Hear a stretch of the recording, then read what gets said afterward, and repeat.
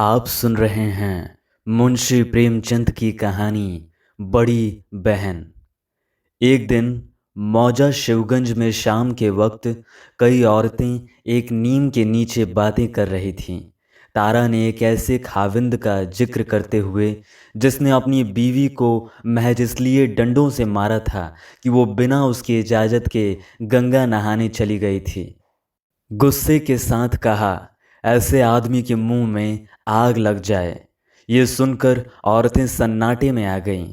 किसी ने हाथ सीने पर रख लिया, किसी ने दांतों से जबान दबाई।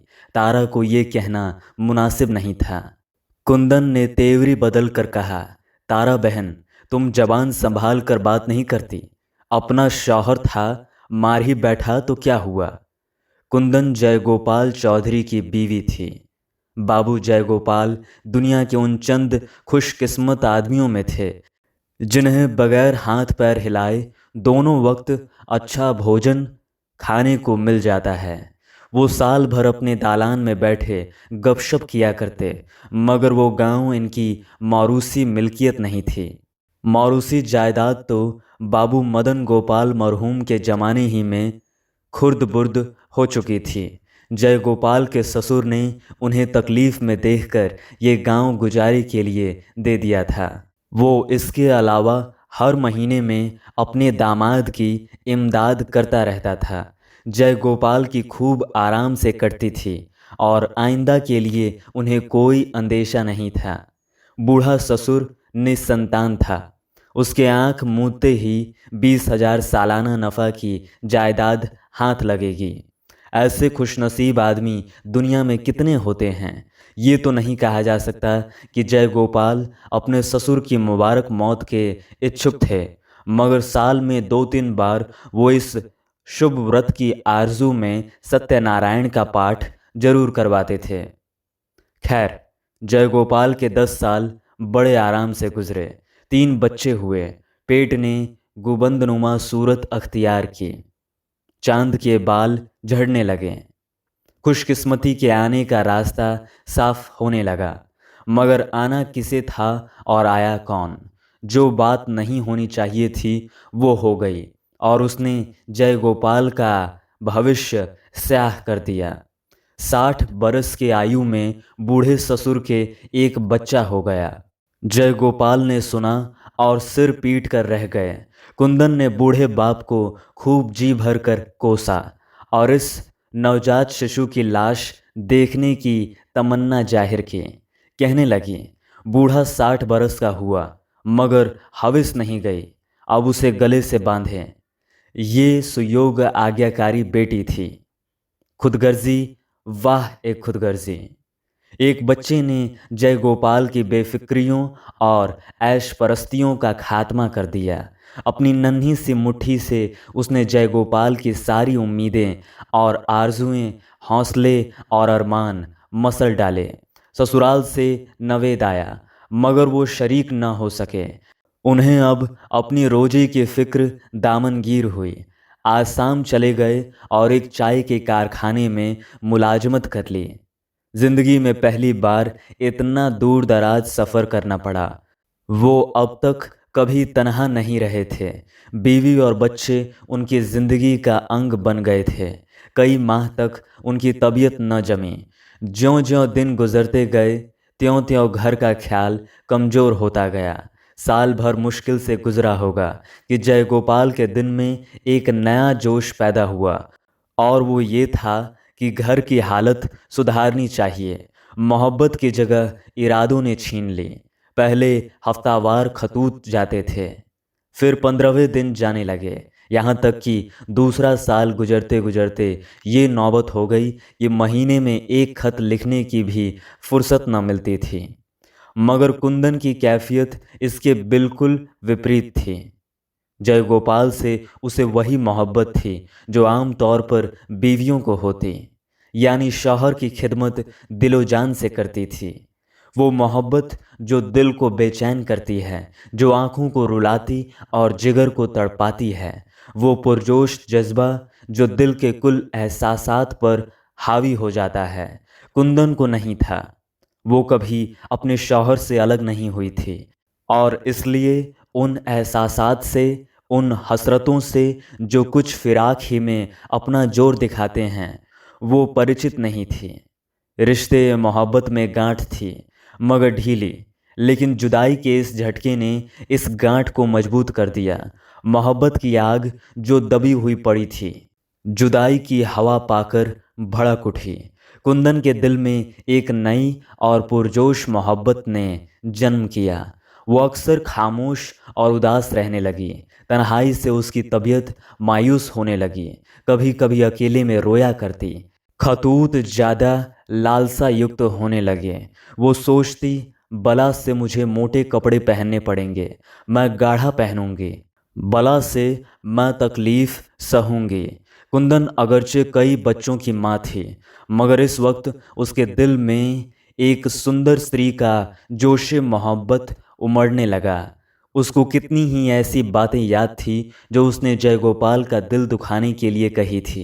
कितनी बार उनसे लड़ी थी। इन बातों को याद करके वो रोती थी। उनसे निर्दोष जोश के साथ अपने दिल में अहद किया कि अब मैं उन्हें कुछ नहीं कहूँगी, वो जैसे रखेंगे वैसे ही रहूँगी। बुढ़ापे की औलाद बहुत प्यारी होती है। इस नौजायदा बच्चे ने, जिसका नाम नैनी चंद रखा गया था, अपने बूढ़े माँ बाप की किस्मत जगा दी। उनकी मोहब्बत चारों तरफ से सिमटकर उस पर जम गई। वो लड़का नहीं था। उनकी जीवन भर की दुआओं और आरजुओं ने इंसानी शक्ल अख्तियार कर ली थी। मगर बूढ़े माँ बाप की तकदीर में बच्चे का मुख देखना नहीं बदा था। तीसरे साल उसकी माँ बीमार पड़ी। उसे मालूम हुआ कि अब मैं नहीं बचूंगी। तब उसने कुंदन को बुलाया। कुंदन जाने से जरूर इनकार कर देती, क्योंकि अब उसे अपने माँ बाप से नफरत हो गई थी। मगर उन दिनों शिवगंज में प्लेग फैला हुआ था। कुंदन को इनकार करने की जरूरत न हो सकी। कुंदन की माँ उसे देखकर बहुत खुश हुई और खूब रोई। बाप ने हजारों दुआएं दी, मगर मकान की महरियां और लौंडियां इस मेहमान को देखकर जल गईं और उसकी तरफ व्यंग भरी निगाहों से देखती। अक्सर उससे बेअदबी कर बैठती। महरी कहती, अब कोई कहाँ तक पानी भरे, दिन भर पानी ढोते ढोते कूल्हा रह जाता है। महराजन कहती, ये लड़के जाने कहाँ के मर भुक्के हैं, चूल्हा जला नहीं कि सब आकर घेर लेते हैं। कुंदन ये सब सुनती और पी जाती। अपनी माँ की तकलीफ देखकर उसका दिल कुछ कुछ पिघला गया था। आखिर एक रोज बूढ़ी औरत की हालत बहुत नाजुक हो गई। उसने नौनी चंद का हाथ पकड़कर कुंदन के हाथ में दिया और रोती हुई दुनिया से सिधार गई। माँ के मरते ही कुंदन के मिजाज में एक खुशी लाने वाली तब्दीली वाक़या हुई। नौनी चंद से जो उसे नफरत थी वो जाती रही। उस मुरझाए हुए यतीम बच्चे को देखकर उसे उस पर तरस आता। जब उसके अपने लड़के नौनी को मारते और वो आंखों में आंसू भरे हुए आता और जीजी का आंचल पकड़कर फरियाद करता, तो कुंदन का कलेजा मसोस उठता और नौनी को ममता के साथ गोद में उठा लेती और कलेजे से चिपटाकर प्यार करती। कुंदन के मिजाज में ये तब्दीली हुई शायद इसलिए कि बूढ़ी माँ ने बच्चे को उसको सुपुर्द किया था, या मुमकिन है बेकसी के ख्याल ने नफरत पर फतह पाई हो। बहरहाल कुंदन अपने भाई को अपने बच्चे से ज़्यादा चाहने लगी। नौनी की फरियादें अब अकारथ नहीं जाती। अगर बच्चों जैसे झगड़े में नौनी ही धृष्टता करता तो भी कुंदन उसे सजा न देती। नौनी को रोता देखकर उसका कलेजा फटने लगता था और बच्चा भी उससे कुछ ऐसा हिला कि अपनी माँ को भूल गया। 3 महीने के बाद कुंदन का बाप भी मरा। उसने अपनी वसीयत में जयगोपाल को नौनी का सरपरस्त करार दिया और गुजारे के लिए उसे एक गांव भी दिया। कुंदन अब उस घर की मालिक हुई और नौनी उसके दिल का। जयगोपाल खबर पाते ही आसाम से चले आए और जमींदारी का इंतजाम करने लगे। जयगोपाल अब पहले का सा बेफिक्र मनमौजी आदमी न था। अब वो धूर्त उच्च कोटि का बुद्धिमान दुनियादार बाबू बन गया था। उसे रुपए की चाट पड़ गई थी और हरदम इसी धुन में रहता। परदेश में उसने खूब कमाया और खूब खर्च किया। चाय के बागों में नाजायज वासना तृप्ति के बेशुमार मौके हैं, उनसे उसने खूब दिल खोलकर फ़ायदा उठाया। खुलासा ये कि उसके मिजाज में अब छिछोरापन आ गया था और कुंदन जैसे सीधी भोली औरत जिसकी निगाहों ने सामने ताकना नहीं सीखा था, अब उसके दिल को काबू में न रख सकती थी। उसने एक लंबी अवधि के बाद अपने शौहर को फिर पाया था और उसकी दिलजोई और खातिरदारी में पहले से भी ज़्यादा सरगर्म हो गई थी। मगर ज्यों-ज्यों नज़दीक आने की कोशिश करती, त्यों-त्यों जयगोपाल उससे दूर भागता था। जयगोपाल ने पहले दिन से ही नौनी चंद के साथ बेगानापन का बर्ताव करना शुरू किया। उसकी तरफ देखता तो नफ़रत के साथ, बात करता तो कटु लहजे में। कुंदन भाई की मोहब्बत में शौहर को अपनी शरीक बनाना चाहती थी, लेकिन अगर वो कभी गोद में लेकर जयगोपाल के पास चली जाती तो वो नफ़रत से मुंह फेर लेता। कुछ दिनों तक गरीब कुंदन ने बहुत कोशिश की कि किसी तरह जयगोपाल के दिल में सफाई हो जाए, मगर आखिरकार उसे मालूम हो गया कि उसने नौनी का कसूर अब तक नहीं माफ़ किया और न अब इसको आशा थी। और वो कसूर क्या था? पैदा होना। पहले जब कभी नौनी और उसके भांजों में जंग होती तो कुंदन हमेशा अपने भाई की तरफ रहा करती, इसलिए उनको नौनी के साथ सख्ती से पेश आने की हिम्मत न होती थी। मगर अब अदालत का रुख पलट गया था। नए मुंसिफ ने आकर नया कानून जारी किया था। जो फरियाद करता था उसी की सजा होती थी। जब कभी जयगोपाल नौनी को मारते और वो अपनी बड़ी बड़ी आंखों में आंसू भरे आहिस्ता आहिस्ता कुंदन के पास आता तो वो उसे गोद में उठा लेती और मकान के किसी गोशे में जाकर खूब रोती, और जब तक नौनी उसे चुप करता रोया करती। ज्यों-ज्यों जयगोपाल नौनी के साथ ज़्यादा बेरहमी करते, त्यों-त्यों कुंदन के दिल में उसकी मोहब्बत ज़्यादा होती।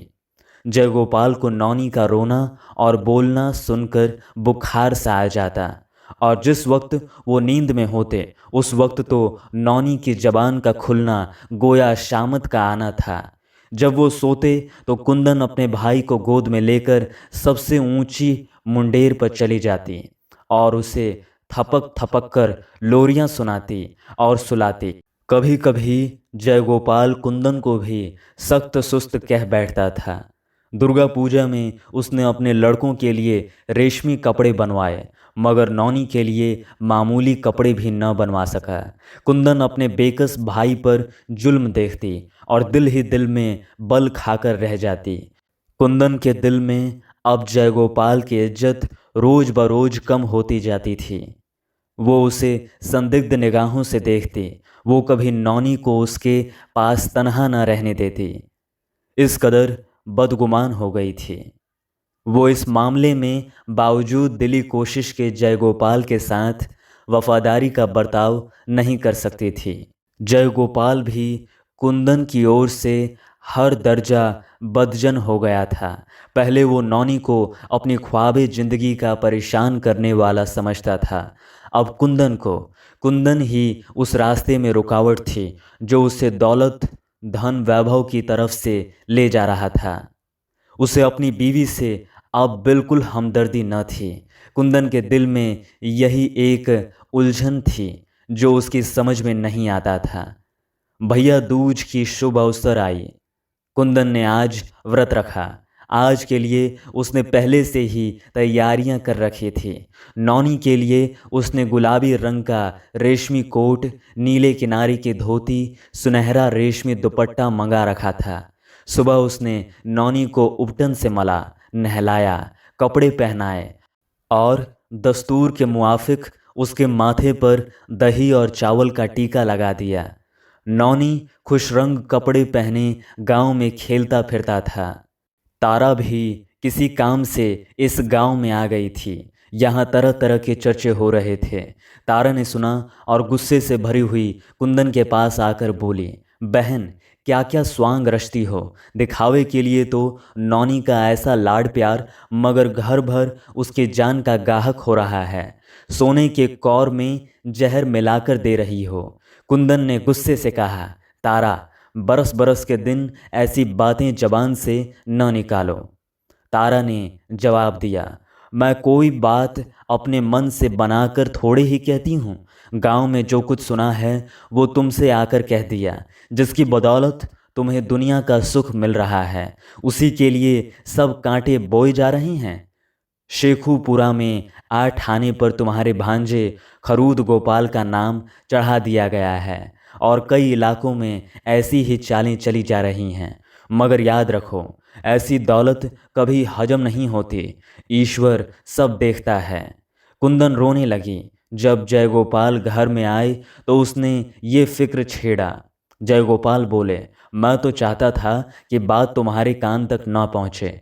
मुझे खुद बड़ा धोखा हुआ। बात यूं है कि मैंने शेखूपुरा का इंतजाम खरूद के सुपुर्द कर दिया है, मगर खरूद ने सरकारी लगान बाकी डाल दी और जब वो गांव नीलाम पर चढ़ा तो उसे अपने नाम से खरीद लिया।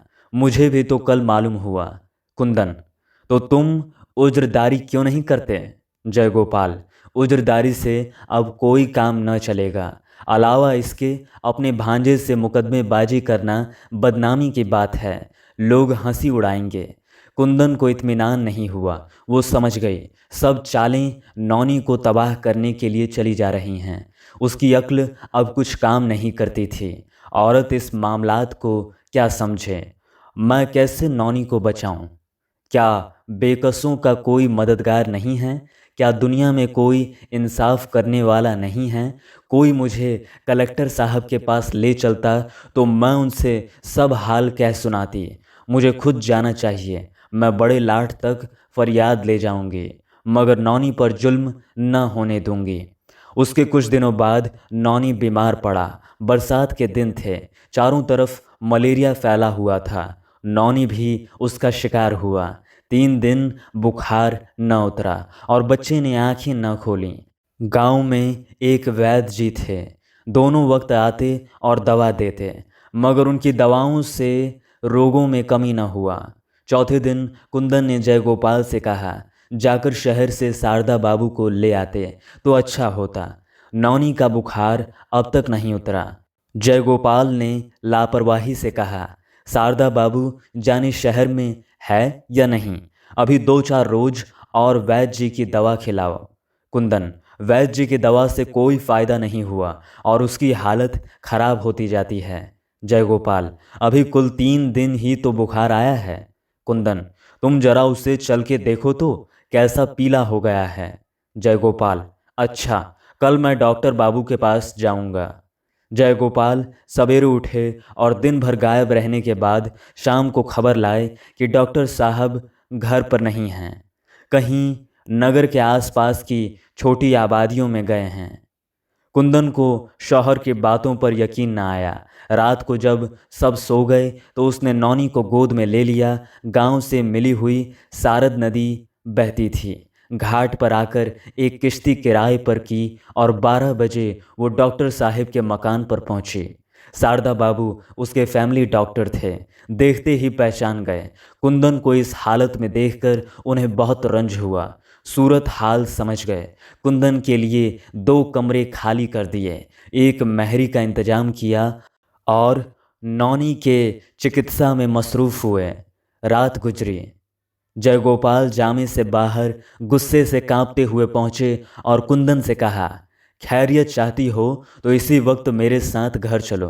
कुंदन ने जवाब दिया, तुम इसी वक्त मेरा गला भी काट डालो तो मैं न जाऊंगी। जयगोपाल, अच्छा, तो अब मेरे घर मत आना, समझी? कुंदन ने अब की तुनक कर जवाब दिया, तुम्हारा घर? वो घर तो मेरे भाई का है। जयगोपाल घूंसा तान कर रह गया। उसी वक्त वहां से आकर रहने का मकान और बाग अपने बड़े लड़के के नाम लिखवा लिया और दूसरे दिन उसकी रजिस्ट्री भी हो गई। कुंदन हफ्ता भर डॉक्टर साहब के यहाँ रही। नौनी की सेहत ठीक हो चली थी। उसका इरादा और 1 हफ्ते भर रहने का था, मगर घर और बाग के बिक्री होने की खबर ने उसे वहां न ठहरने दिया। 2-1,5 हजार की जायदाद हाथ से निकली जाती है। अपने बेटे को कुंदन उस वक्त गैर समझ रही थी। भाई बेटे से भी ज्यादा प्यारा हो गया था। कलेक्टर साहब शरद ऋतु का दौरा कर रहे थे। शेखुपुरा में कयाम किया। सुबह के वक्त वो अपने खेमे में सामने बैठे हुए थे। आसपास के ग्राम समूह से जमींदार और अमीर सलाम करने को हाजिर हुए थे। बाबू जयगोपाल भी सियाह अल्पोक की अचकन पहने सफ़ेद पगड़ी बांधे सलाम को हाजिर हुए। साहिब बहादुर ने उनकी गैर मामूली तौर पर इज्जत की और उनके लिए कुर्सी मंगाई। जयगोपाल को सारे संसार की दौलत मिल गई। ऐसा खुश नसीब कौन होगा। ज्ञानपुर के चक्रवर्ती और शाहगंज के चौधरी यही अरमान लिए बैकुंठ सिधार गए। जयगोपाल ने चारों तरफ गर्वपूर्ण भंगिमा से देखा। गांव के बनिए और मजदूर उनकी ये इज्जत देखकर सकते में आ गए। अफसोस सामगंज के मित्र बाबू यहाँ नहीं हैं, वरना देखते कि मेरी कैसी इज्जत है। यकायक एक औरत सर से पैर तक चादर ओढ़े एक 5 साला लड़के की उंगली पकड़े आई और खड़ी हो गई। साहिब ने पूछा, तुम कौन हो? कुंदन बोली, हुजूर, मैं इस गांव की एक दुखियारी औरत हूँ, आपके पास फरियाद लेकर आई हूँ। साहिब, अच्छा, इजलास के कमरे में चलो, हम अभी आता है। कुंदन, नहीं हुजूर, मेरी अर्ज यहीं सुन ली जाए। जयगोपाल के चेहरे पर एक रंग आता था और एक रंग जाता था। खिसियाए हुए बंदर की तरह कुंदन को घूर रहा था। अगर साहिब को खौफ ना होता तो वो जरूर उस पर हमला कर बैठता। कुंदन कहने लगी, हुजूर, ये लड़का मेरा भाई है। मैं बाबू मधुसूदन की लड़की हूँ, जिनका 2 साल हुए इंतकाल हो गया। वो बाबू साहब जो आपके सामने बैठे हुए हैं मेरे शौहर हैं। मेरे बाप का जब इंतकाल हुआ तो उन्होंने इन बाबू साहब को अपने नाबालिग बच्चे का संरक्षक करार दिया और अपनी जमींदारी का 2 आना इनके गुजारे के लिए वसीयत में लिख गए। मगर इन बाबू साहब की अब नीयत बदली हुई है। ये मेरे गरीब भाई की सारी जायदाद अपने और अपने लड़कों के नाम करते जाते हैं। कोई इनका हाथ रोकने वाला नहीं है। मैं इनकी बीवी हूँ, इनके काबू में हूँ, कुछ बोल नहीं सकती। इसका नतीजा ये होगा कि हुजूर के राज में एक यतीम पर कहर टूट जाएगा और उसकी जायदाद दूसरों के अधिकार में आ जाएगी। इसलिए मैं आपकी खिदमत में हाजिर हुई हूँ। ये लड़का आपको सौंप रही हूँ। अब इसके साथ इंसाफ करना आपका धर्म है। आप जो मुनासिब समझें वही करें। यह कहकर कुंदन खामोश हो गई। जयगोपाल ने क्रोध आवेग से बीच में कई बार छेड़ने की जुर्रत की, मगर साहिब के तेवर देखकर खामोश हो गए। आखिर साहिब ने उनसे पूछा, ये सब सच है? जयगोपाल बोले, हुजूर, क्या अर्ज करूं? बाबू मधुसूदन कर्ज छोड़ गए थे, सो हुजूर कुछ जमीन रेहन करके कर्ज अदा किया गया। साहिब, अच्छा अच्छा, कुल कागजात हमारे सामने पेश करो। जयगोपाल, बहुत अच्छा हुजूर। साहिब ने तब कुंदन से कहा, अच्छा, अब तुम जाओ, हम इस मामले में खूब कोशिश करेंगे। तुम्हारे भाई की जायदाद कोई नहीं ले सकता। तुम्हारी नेकी और निश्चय की स्थिरता से हम बहुत खुश हुआ। कुंदन ने झुककर जमीन चूमी और नौनी को गोद से उतारकर साहिब के सामने खड़ा कर दिया। नौनी रोने लगा, मगर साहिब ने उसे चुमकारा और एक टेनिस का गेंद देकर उसे बहलाया। जब कुंदन चलने लगी तो साहिब ने पूछा, इस लड़के को अपने साथ लेती जाओ, क्या कोई खौफ है? कुंदन, हुजूर, अब मैं उसे आपके सुपुर्द कर चुकी हूँ, मेरे साथ नहीं रह सकता। साहिब, और तुम कहाँ जाओगे? कुंदन, मैं अपने शौहर के साथ जाऊंगी। कुंदन ने नौनी को गले लगाकर प्यार किया और आंखों में आंसू भरे रुखसत हो गई। 1 हफ्ते में हल्का कोर्ट ऑफ वार्ड्स के अधिकार में आ गया और नौनी को पढ़ाने के लिए एक मास्टर रख लिया। जयगोपाल आसाम चले गए, मगर कुंदन को फिर किसी ने न देखा। वो जिस दिन साहिब के यहाँ से लौटी उसी दिन उसे हैजा हो गया, मगर गांव वाले अब भी इसे तस्लीम नहीं करते और तारा अब भी कहती है कि कुंदन को हैजा नहीं हुआ था।